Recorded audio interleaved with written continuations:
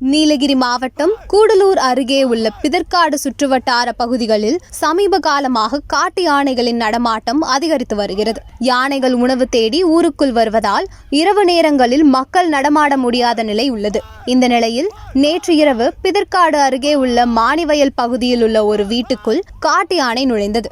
அப்போது வீட்டில் இருந்தவர்கள் கூச்சலிட்டு யானையை அங்கிருந்து விரட்டினர். அங்கிருந்து அருகில் உள்ள தோட்டத்திற்குள் புகுந்த காட்டு யானை விவசாய பயிர்களை தின்று சேதப்படுத்தியது.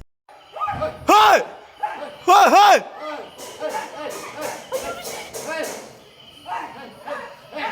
Hey! Hey! Hey! Hey! Hey! Hey! Hey! Hey! Hey! Hey! Hey! Hey! Hey! Hey! Hey! Hey!